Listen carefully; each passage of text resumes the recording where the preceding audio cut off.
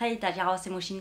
Alors aujourd'hui, je ne vais pas vous présenter un roman de Guman, bien qu'il me reste encore 3 romans d'elle à vous présenter. Non, aujourd'hui, on va faire une petite pause pour vous parler d'un roman, d'un genre littéraire bien plus élevé.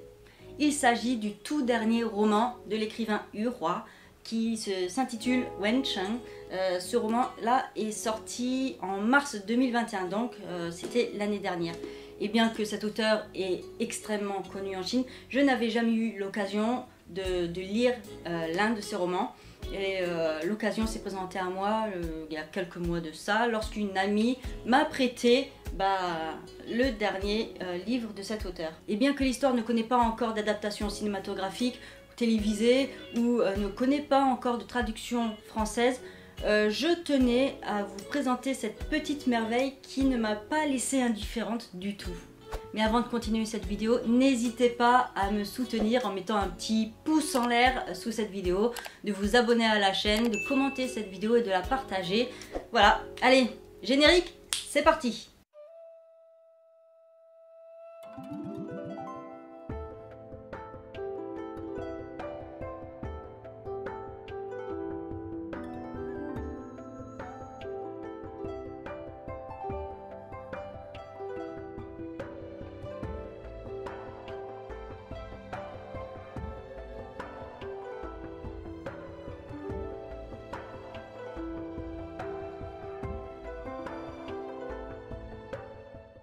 Avant de voir l'auteur d'aujourd'hui, arrêtons-nous un instant sur son auteur Yu Hua.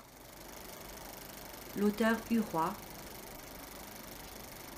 Yu Hua est né le 3 avril 1960 à Hangzhou, dans la province du Zhejiang.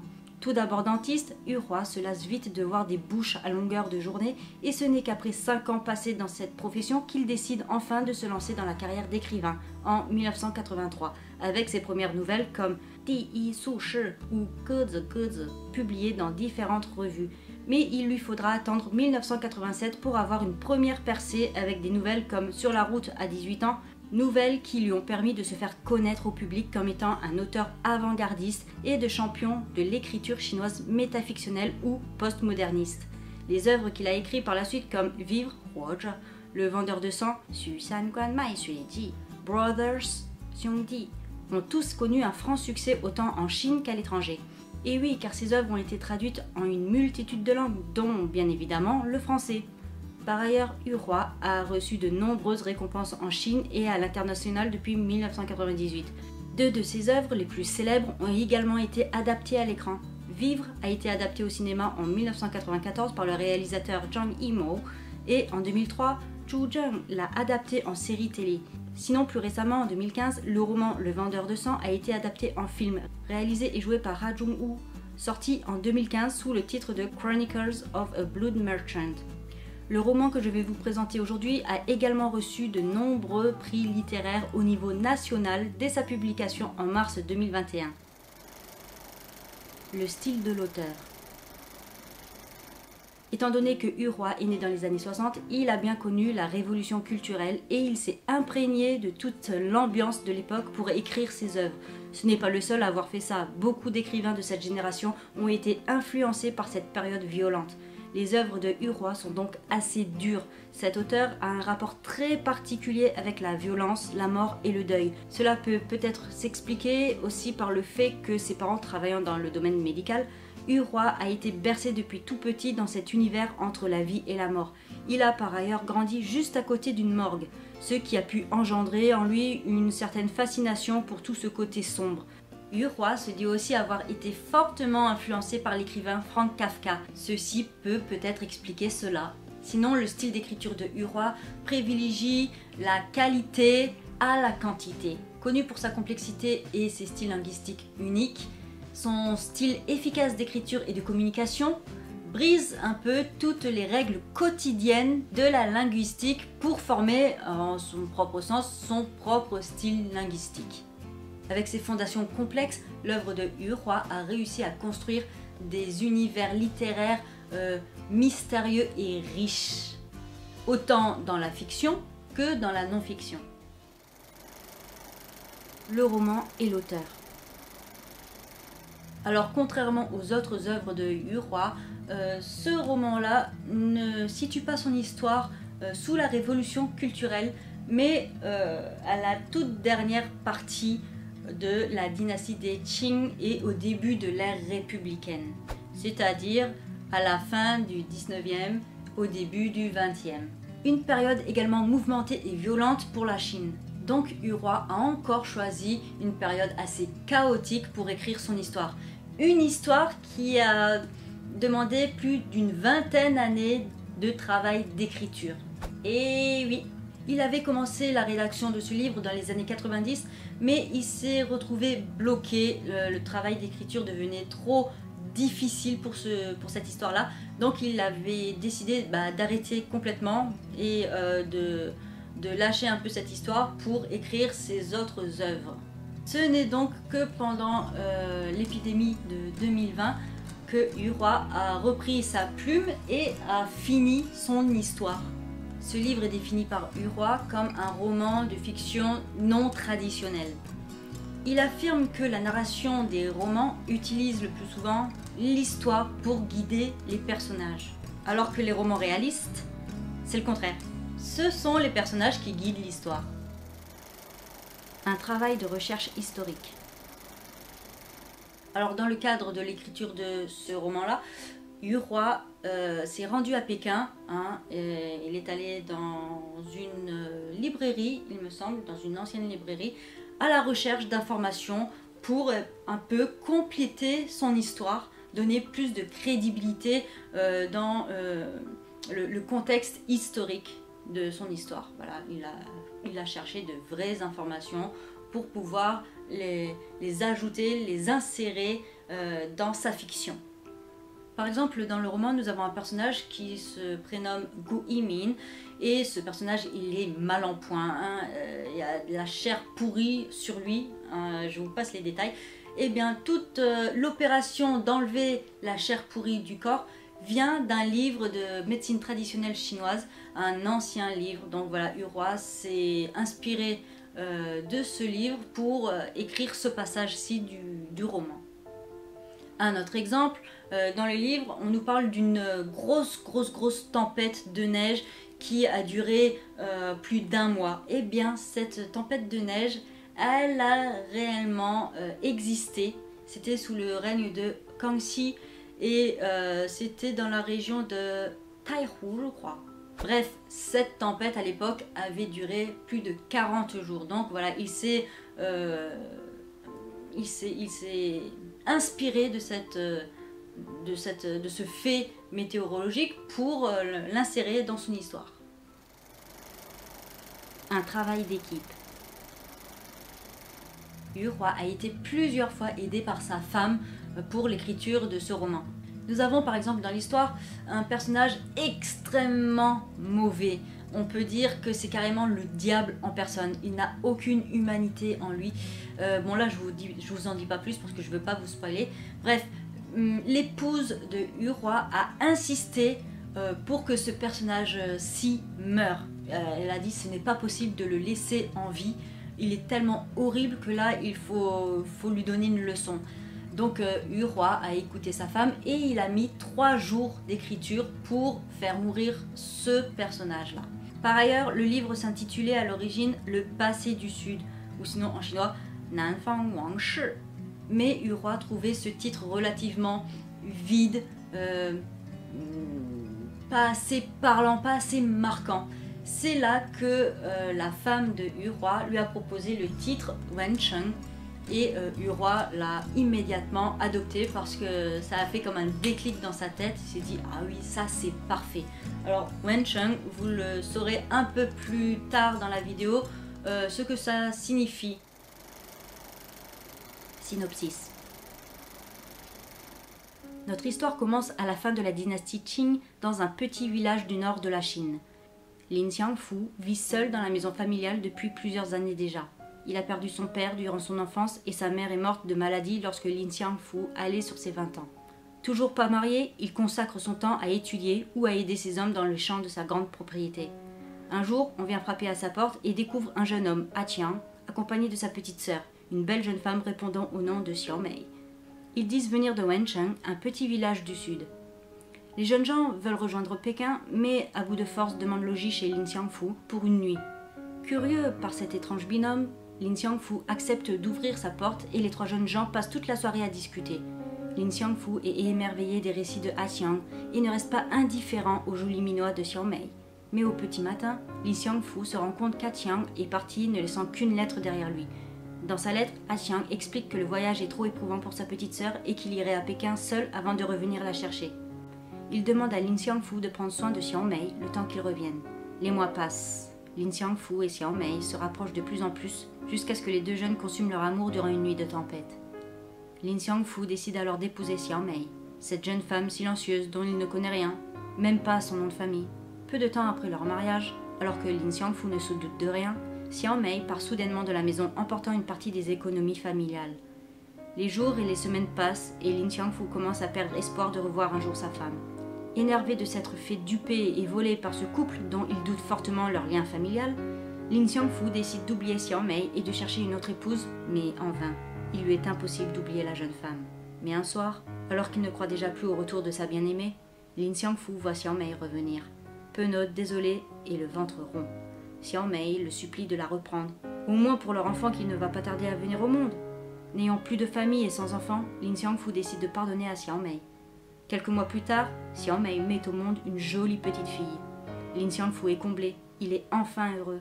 Mais cette idylle est de courte durée, car un matin, Xiao Mei est de nouveau partie, laissant son bébé et son mari derrière elle. Lin Xiangfu décide alors de prendre sa fille avec lui et de partir vers le sud à la recherche de sa femme. N'ayant que le nom de la ville donné par A Qiang, le jeune père demande son chemin pour la cité de Wencheng, mais personne ne semble connaître cet endroit. Lin Xiangfu se résout alors d'arrêter ses recherches dans un petit village du sud appelé Xizhen. Il ne veut pas aller plus loin, car le dialecte de ce village lui rappelle étrangement le dialecte que Xiao Mei et A Qiang parlaient. Se doutant que A Qiang lui a également menti sur l'appellation de leur village d'origine, Lin Xiangfu pense que Wencheng est en réalité Xizhen et décide d'attendre ici le retour de sa bien-aimée Xiao Mei. Dans ce village, le jeune père se lie d'amitié avec Chen Yongliang et décident tous les deux de monter une entreprise de menuiserie. Le temps passe et Lin Xiangfu mène une vie paisible et stable, alors que le monde extérieur change radicalement. Les seigneurs de la guerre et les bandits affectent peu à peu la vie paisible du village. Les personnages. Lin Xiangfu. Lin Xiangfu est un homme originaire du nord de la Chine. Ayant perdu son père durant sa petite enfance, il fut élevé par sa mère qui travaillait durement pour permettre à son fils de continuer à étudier. Malheureusement, celle-ci mourut avant de voir son fils marié. La mort brutale de sa mère plonge Lin Xiangfu dans le silence. Le jeune homme d'à peine 20 ans se retrouve seul dans la grande demeure familiale et ne sait pas quoi faire. Complètement perdu, il mime les habitudes de sa mère et aide ses hommes à s'occuper des champs de la propriété. C'est quelques années plus tard que Lin Xiangfu fait la rencontre de A Qiang et de Xiao Mei. Le frère et la sœur disent être originaires de Wencheng, une petite cité au sud du pays. Cette rencontre va permettre à Lin Xiangfu de s'extirper de son silence et de découvrir pour la toute première fois l'amour. Son mariage avec la jeune femme et la venue au monde de leur fille le comble de bonheur. Il est enfin fier de sa vie. Mais son silence va reprendre place lorsque Xiao Mei, son épouse, part définitivement de la maison, le laissant seul avec le nouveau-né. Dévasté, Lin Xiangfu prend conscience que s'il ne part pas à la recherche de sa femme, il n'aura plus aucune chance de la revoir un jour. Il décide alors de prendre sa fille et de tout laisser derrière lui pour partir vers le sud en destination de la cité de Wencheng. Après des mois de vagabondage à travers la Chine, l'hiver infernal, les tempêtes et la fatigue le poussent à poser son baluchon à Xizhen, qui lui semble être en réalité la cité de Wencheng, le village natal supposé de Xiao Mei. L'hiver passe et Lin Xiangfu décide de rester là et d'attendre patiemment le retour de Xiao Mei.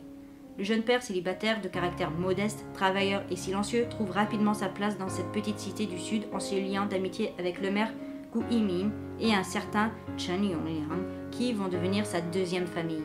Les années passent paisiblement, Lin Xiangfu devient un homme connu et respecté de Wencheng, mais Xiao Mei n'est toujours pas revenu. Faudra-t-il attendre l'arrivée chaotique des bandits dans la cité pour que Lin Xiangfu puisse enfin retrouver sa bien-aimée? Ji Xiaomei n'a pas 20 ans lorsqu'elle rencontre Lin Xiangfu pour la première fois. À ce moment-là, elle et son présumé frère A Qiang sont en route pour Pékin afin de rendre visite à un oncle. Mais comme leur voyage est éreintant, Les deux jeunes gens décident de faire une pause et de passer la nuit dans un petit village du nord et toquent à la porte du jeune Lin Xiangfu, homme de grande taille, accueillant, modeste et calme, un homme qui inspire confiance et stabilité. Voilà la première impression que la jeune femme a de Lin Xiangfu. Elle est contente de voir les deux jeunes hommes discuter joyeusement ensemble. Ça fait déjà bien longtemps qu'elle n'a pas vu son frère discuter avec autant d'enthousiasme et les regards timides et rassurants de leur hôte ne laissent pas Xiao Mei indifférente. Elle sait que son charme a déjà atteint le cœur du jeune homme. Lorsque son frère décide de la laisser entre les mains de Lin Xiangfu, le temps qu'il aille à Pékin, la jeune femme a tout son temps d'apprendre à connaître le jeune homme. Les mois passent et les deux jeunes adultes sont déjà habitués à vivre ensemble. Et bien que le silence prône entre eux, ils vont peu à peu se rapprocher et commencer une relation. Mais ce que Lin Xiangfu ne sait pas encore, c'est que les intentions de sa bien-aimée ne sont pas pures. Après leur mariage, la mystérieuse jeune femme se volatilise avec une grande partie de l'argent familial et ne revient que quelques mois après, car elle est enceinte de l'enfant de celui-ci et se sent désolée pour lui et l'enfant à venir. Son mari lui pardonne, il lui apporte toute la stabilité et la confiance qu'elle n'a jamais eue. Mais la jeune femme commence à être tiraillée par ses sentiments présents et son mystérieux passé. Mon avis. Comme je vous l'ai dit dans l'introduction de cette vidéo, il s'agit de mon tout premier roman de cet auteur, Yu Hua, et ça a été une très grande découverte pour moi, je n'ai pas du tout été déçue. Le style de narration est très fluide et poétique, il y a beaucoup de descriptions extrêmement détaillées des scènes, de passages, mais il faut que je vous prévienne, ce roman n'est pas fait pour tout le monde. Lorsque je vous ai présenté Yu Hua tout à l'heure, je vous ai dit qu'il avait un certain penchant pour la violence, la mort et la part de deuil dans ses œuvres. Eh bien, Wencheng ne fait pas exception. Yu Hua situe Wencheng dans un monde chaotique à la fin de la dynastie des Qing, au début de l'ère républicaine, là où les tempêtes et le banditisme constituaient un environnement difficile de survie. Tous les personnages de ce livre sont confrontés à des épreuves difficiles. Et là, on parle de grosses difficultés comme la survie, torture physique et psychologique, des massacres de villages entiers, etc. Toute cette violence est détaillée par l'auteur. Les scènes de torture, les scènes de massacre de villages, tout est détaillé. Et ça peut choquer pas mal de lecteurs qui ne sont pas préparés à lire ce genre de contenu. Ces scènes peuvent rester en mémoire bien longtemps, des mois après la lecture de ce livre. Moi, j'ai en tête plusieurs scènes de torture ou de massacre que c'est tellement bien expliqué, donc c'est tellement facile de s'imaginer tout ça. Et je peux vous dire que après la lecture, on n'en ressort pas indemne. Donc voilà, je préfère vous prévenir à l'avance que la lecture peut être difficile par son contenu, par ce que l'histoire raconte. Alors je viens de vous dire que il y a de la violence physique, psychologique, mais il y a aussi un côté vraiment malsain sur la découverte de la sexualité. Voilà, des jeunes personnages qui découvrent la sexualité d'une manière assez glauque, d'assez perverse. Là, quand je vous dis de jeunes personnages, c'est vraiment de jeunes personnages, un grand frère qui entraîne ses petits frères. Le plus jeune a notamment 7 ans, si je m'en souviens bien. Et la découverte de la sexualité se fait très brutale, très perverse. Je vous en dis pas plus, je vous laisserai découvrir tout ça dans l'œuvre, mais voilà, je préfère vous dire ça à l'avance. Attention, ce roman est violent certes, mais il est aussi très poétique. Alors en quoi l'histoire peut être poétique derrière toute cette violence? Il est poétique par ses personnages principaux qui dénaturent un peu avec tout ce contexte justement de violence. Et ils dénaturent par leur bonté. C'est leur bonté qui soutient la décence humaine dans cette œuvre. Une bonté basée sur l'amour familial, sur l'amitié. Oui, parce que Wencheng est, malgré toute cette violence, tout d'abord une histoire d'amour. Une histoire d'amour, un jeune père qui laisse tout derrière lui, qui ne prend que son nouveau-né dans les bras et qui traverse le pays tout entier pour rechercher sa femme Voilà. Mais aussi, Wencheng peut être pris pour un roman d'amitié qui parle d'une amitié sincère, d'une amitié loyale. Voilà, un jeune père célibataire qui arrive dans un nouvel endroit, dans une petite ville, qui fait connaissance de tous ses habitants, qui se lie d'amitié avec eux et qui décide de passer sa vie dans cette ville et de défendre cette ville et ses habitants lorsque les violences extérieures arrivent. Ce que j'ai aimé aussi dans ce livre, c'est que l'auteur nous fait découvrir Shanghai, le Shanghai de l'époque, le Shanghai hyper développé, hein, où il y avait plein d'étrangers. Bon, ça change pas de maintenant, hein, et Shanghai c'est extrêmement développé encore. Mais bon, voilà, on découvre le Shanghai de la fin du 19e, début 20e. Les hommes en costard-cravate, les étrangers pour faire le business, il y avait quoi, l'électricité, hein, tout ça, la poste, etc. etc. Et on découvre tout ça en même temps que nos personnages, nos naïfs personnages, hein, parce que eux, ils viennent de cités, de petites cités, hein, loin de Shanghai. Donc c'est un peu les paysans qui arrivent à la ville, hein. C'était assez bien tourné, tous ces passages-là. Et voilà, on nous montre le bien de Shanghai et le mauvais de Shanghai pour quelqu'un qui est assez naïf, qui est extérieur de Shanghai. Ce que j'aime aussi dans ce roman, c'est que l'auteur, par ses recherches historiques, et il a incorporé des faits historiques dans son histoire, et on peut découvrir aussi l'armée de Beiyang qui passe quelques jours dans la cité, dans le petit village de Xizhen. Voilà, c'est tout ce contexte historique, ce background de l'histoire qui nous apprend pas mal sur l'époque.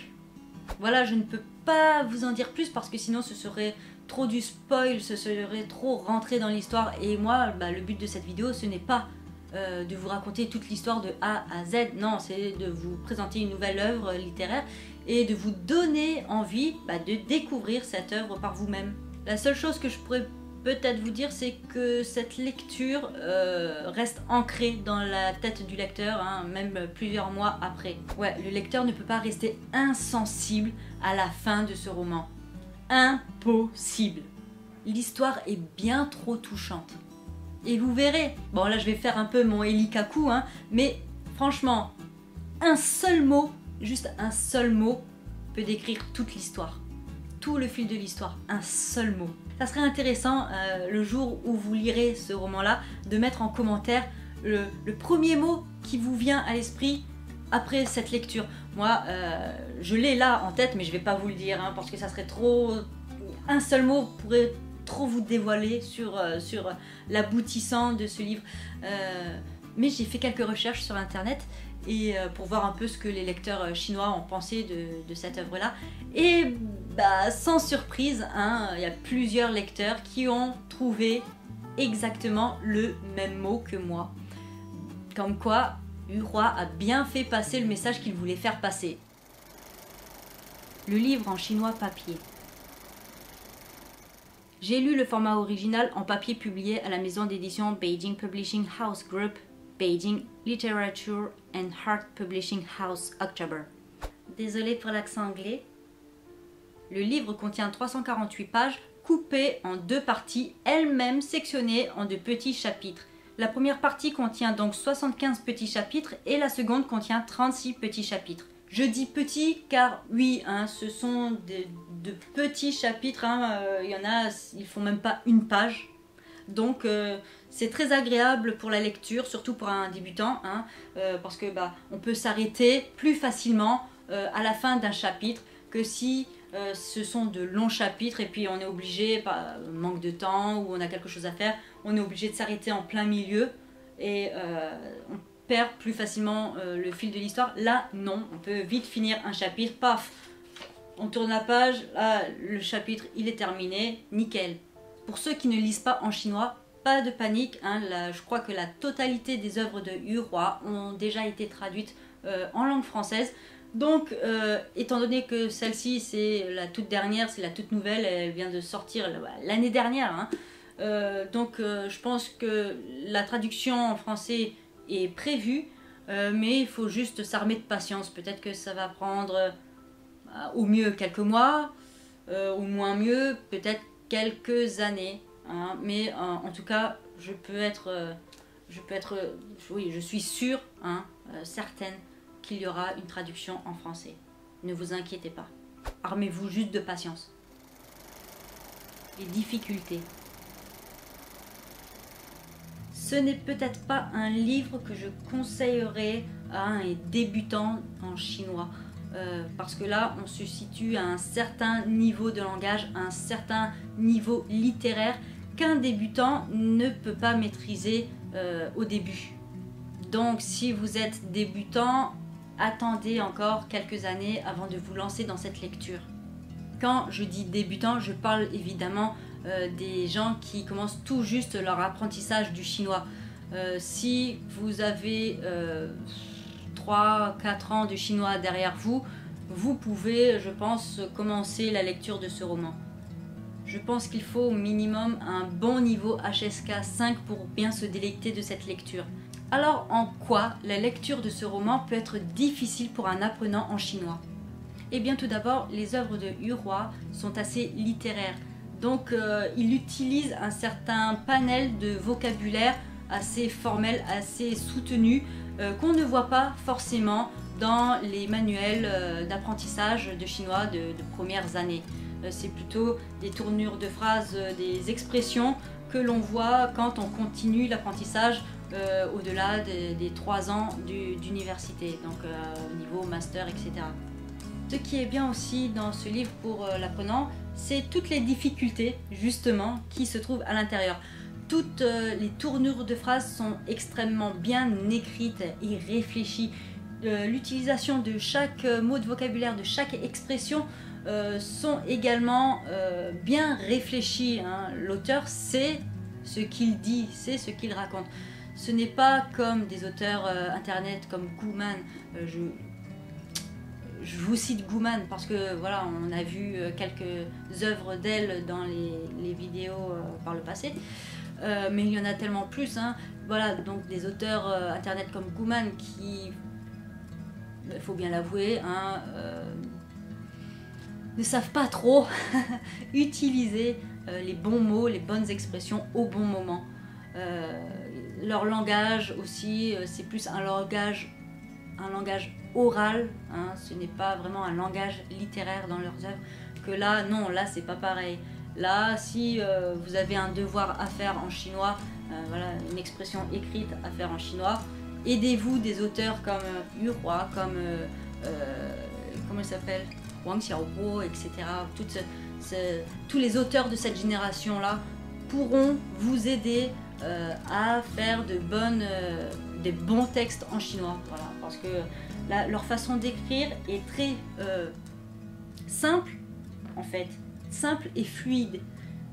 C'est juste le vocabulaire, les expressions qu'ils utilisent qui sont assez costauds, parce que voilà, nous n'avons pas, en tant qu'apprenants, l'habitude d'être confrontés à ce genre de vocabulaire, à ce genre d'expression. Passage lecture. Bon, maintenant, comme d'habitude, passage lecture. Mais avant de vous lire un extrait, je me suis pas cassé la tête, hein, je vous ai pris juste le premier passage, hein, les premières pages du roman, hein. Je me suis pas amusée à chercher, déjà je voulais pas trop vous spoiler, donc voilà, j'ai choisi les premières pages du roman. Je tiens à vous préciser que je ne suis pas chinoise, hein, je suis apprenante en chinois, donc ne faites pas gaffe à mon accent, et surtout je ne suis pas traductrice, donc essayez d'être clément sur ma traduction, hein, parce que étant donné qu'il n'y a pas encore de traduction française, j'ai pas pu prendre la traduction française, donc je me suis farci la traduction par moi-même, hein, et je ne suis pas traductrice, donc allez, c'est parti, passage lecture.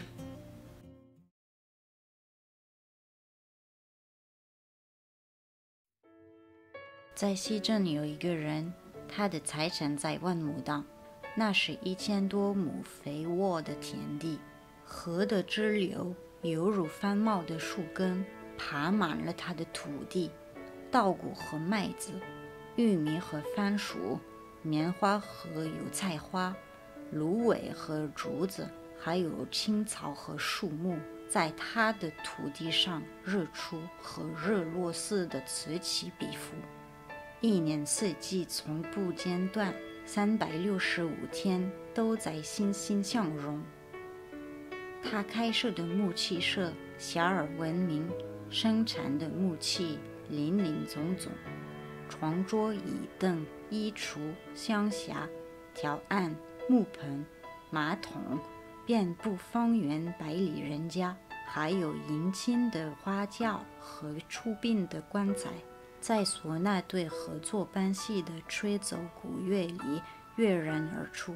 西镇通往神殿的陆路上和水路上，没有人不知道这个名叫林祥福的人。他们都说他是一个大富户，可是有关他的身世来历，却没有人知道。他的外乡口音里有着浓重的北方腔调，这是他身世的唯一线索。人们由此断定，他是由北向南来到西镇。很多人认为他是17年前的那场雪冻时来到的。当时他怀抱不满周岁的女儿，经常在雪中出现，挨家挨户乞讨奶水。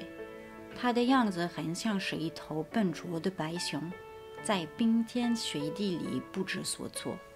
那时候的西镇，那些哺乳中的女人几乎都见过林祥福。这些当时还年轻的女人有一个共同的记忆，总是在自己的孩子啼哭之时，他来敲门了。他们还记得他当初敲门的情景，仿佛他是在用指甲敲门，轻微响了一声后就会停顿片刻，然后才是轻微的另一声。他们还能够清晰回忆起这个神态疲惫的男人是如何走进门来的。他们说他的右手总是伸在前面，在张开的手掌上放着一文铜钱。他的一双欲哭无泪的眼睛令人难忘。他总是声音沙哑地说：“可怜可怜我的女儿，给她几口奶水。”他的嘴唇因为干裂，像是翻起的土豆皮，而他伸出的手冻裂以后，布满了一条一条暗红的伤痕。他站在他们屋中的时候一动不动，木讷的表情仿佛他远离人间。如果有人递过去一碗热水，他似乎才回到人间。感激的神色从他眼中流露出来。当有人询问他来自何方时，他立刻变得神态迟疑，嘴里轻轻说出省店这2个字。那是西镇以北60里路的另一个城镇，那里是水陆交通枢纽，那里的繁华胜过西镇。他们很难相信他的话，他的口音让他们觉得他来自更为遥远的北方。他不愿意吐露自己从何而来，也不愿意说出自己的身世。与男人们不同，西镇的女人关心的是婴儿的母亲。当他们询问起孩子的母亲时，她的脸上便会出现茫然的神情，就像是雪冻时的西镇景色。她的嘴唇合到一起后再也不会分开，仿佛他们没有问过这样的问题。这就是林祥福留给他们的最初印象，一个身上披带雪花，头发和胡子遮住脸庞的男人，有着垂柳似的谦卑和田地般的沉默寡言。Voilà, j'espère que ce petit passage lecture vous a plu et vous a donné envie de lire et de découvrir ce roman rempli d'émotions. Donc le titre, je le répète, Wencheng. Par contre, pour la traduction française, étant donné que la traduction française n'est pas encore disponible, je ne sais pas quel titre le traducteur ou la traductrice aura choisi. Donc peut-être que ça sera la cité de Wencheng, la ville de Wencheng, ou peut-être une autre traduction, un autre délire, je sais pas. Alors bien évidemment, il y a encore beaucoup de choses à dire sur cette œuvre, mais comme je préfère que vous découvriez cette œuvre par vous-même, je ne vais pas vous en dire plus dans cette vidéo, bien qu'il y a encore beaucoup à dire. Et encore, je trouve que j'ai dit pas mal de choses dans cette vidéo. Bref, je veux pas trop vous spoiler le truc. Mais il fallait quand même que je vous présente un peu l'œuvre, ce qu'il en est. Voilà, la vidéo touche à sa fin. Si vous avez aimé cette vidéo, n'hésitez pas de m'aider en mettant un petit j'aime, de la commenter si le livre vous intéresse, et de partager cette vidéo là pour faire découvrir cette œuvre, la dernière œuvre de l'auteur Yu Hua, à vos amis. Et si vous aimez ce genre de contenu ou un contenu sur l'histoire de Chine, après aussi quelques vlogs de mon quotidien en Chine, n'hésitez pas à vous abonner à la chaîne si ce n'est pas fait. Voilà, je vous dis bye bye, à la prochaine!